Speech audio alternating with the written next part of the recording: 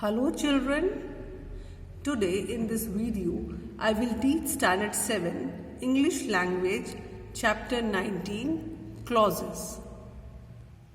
In the last class we have studied about phrases, and you already know that a phrase is a group of words which conveys some meaning but it does not make complete sense. And a phrase does not have a finite verb or a subject of its own. So today we'll study about clauses. Now what is a clause? A clause is a group of words that contains a subject and a finite verb. Now finite verb means those verbs which change their form according to the number and the person of the subject. So a clause, it always has a subject and a finite verb. A clause can be a part of a sentence or a sentence by itself. Now look at this sentence. He is a man who possesses wealth. In this sentence, who possesses wealth? It contains a subject, who, and predicate of its own. And so it is a clause. It is having a subject and a finite verb. So this group of words, who possesses wealth, is a clause because it has a subject and a finite verb. Now let us look at the second example. I have lost the book that you gave me. Here, that you gave me. Here, you is the subject and gave is the finite verb. So, that you gave me is a clause. And here, clause is a part of a sentence. It is a part of this entire sentence. I have lost the book that you gave me.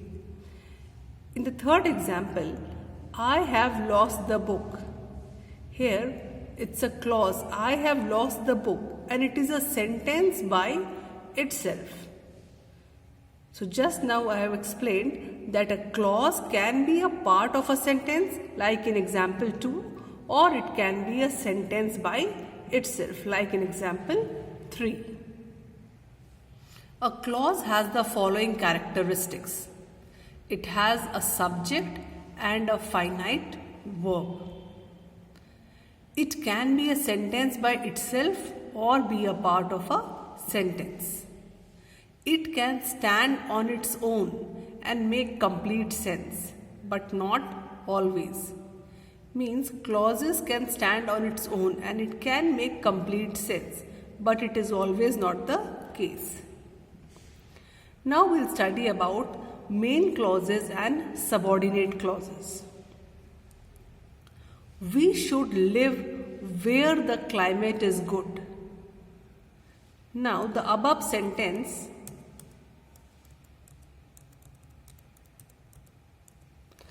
it consists of two parts. First part is we should live, and second part is where the climate is good.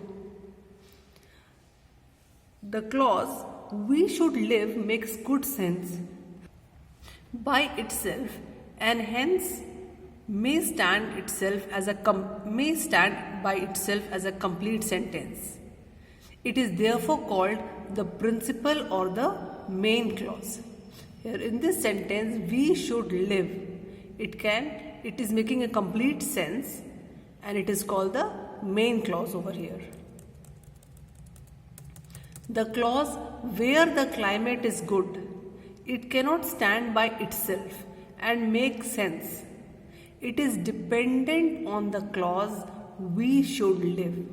So this clause where the climate is good, it is dependent upon the main clause we should live. It is therefore called the dependent or the subordinate clause. Means subordinate clause depends upon the main clause to convey its complete meaning. Now we'll study about Types of subordinate clauses. Subordinate clauses are of three kinds according to their function. The first one is adjective clause.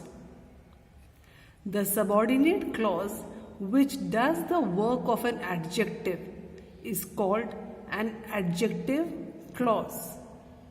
Means it does the work of an adjective. It qualifies, defines or describes a noun or a pronoun. Means just like an adjective, it qualifies, defines or describes a noun or a pronoun. Example, I have lost the book that he gave me. Now, that he gave me is a clause, subordinate clause, and it is describing the book. Which book? That he gave me. So here that he gave me is an adjective clause because it is describing the noun book. The country where I was born lives across the river. Sorry, it was the lie. The country where I was born lies across the river. Here, where I was born is the adjective clause because it is describing what? The country. It is describing the noun country.